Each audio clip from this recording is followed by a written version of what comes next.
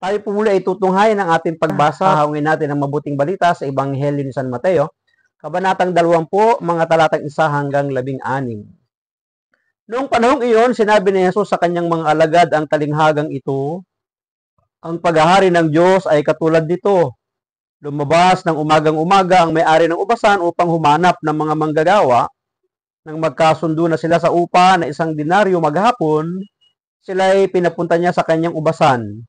Lumabas siyang muli ng mag-iikasyam.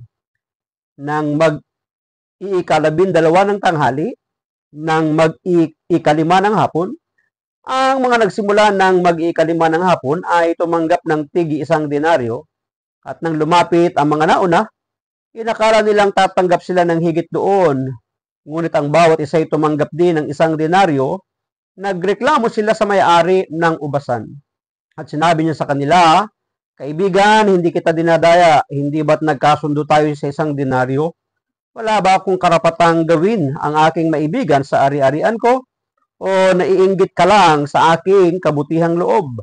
Kaya't ang nahuhuli ay mauna, at ang nauuna ay mahuhuli."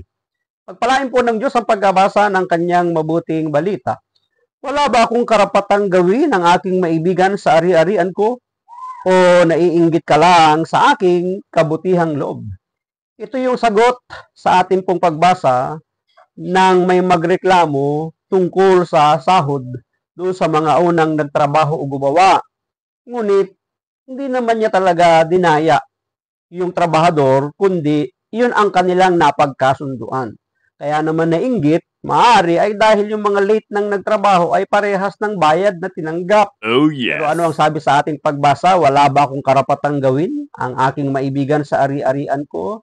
So anong ibig sabihin? Ito'y paglalarawan ng kagandahang loob ng Diyos sa atin. Kahit na tayo yung mga huling nakakilala sa ating Panginoon, sa dulo ng ating buhay, yung biyaya ng mga nauna ay biyayang tatanggapin din natin. Ano yun? Yung buhay na walang hanggan. Bakit po kaya parang mas maraming natatanggap na biyaya ang iba kaysa sa akin?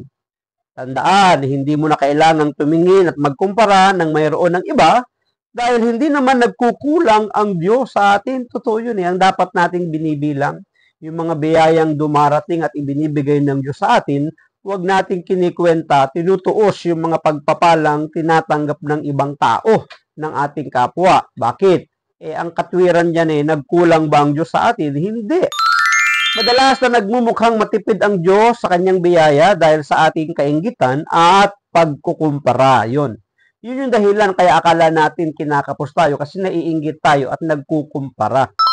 Ngunit, kung titingnan natin ng malalim ay sapat naman ang ibinibigay sa atin ng Diyos. Madalas nga, labis-labis pa. Tinuturuan tayo ng Ebanghelyo na huwag mainggit at huwag magkumpara. Tingnan ang ibinibigay sa iyo at matutong magpasalamat. Nakakalimutan nating magpasalamat lagi sa biyayang nasa harapan natin dahil nga nakatingin tayo sa biyayang nasa iba.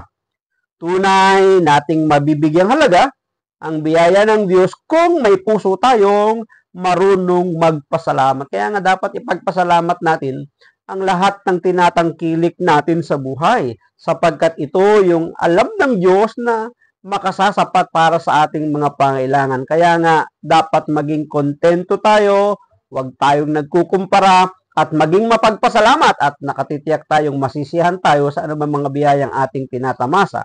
Tingnan palagi ang mga biyaya na ibinigay sa atin ng Diyos. Magpasalamat tayo at magbahagi ng ating pong mga biyaya sa mga taong nangangailangan. Maraming salamat at pagpalain po tayo ng ating Panginoon. Ang akin lamang palaging sambit, I love you with the love of the Lord. Bye-bye and bye-bye.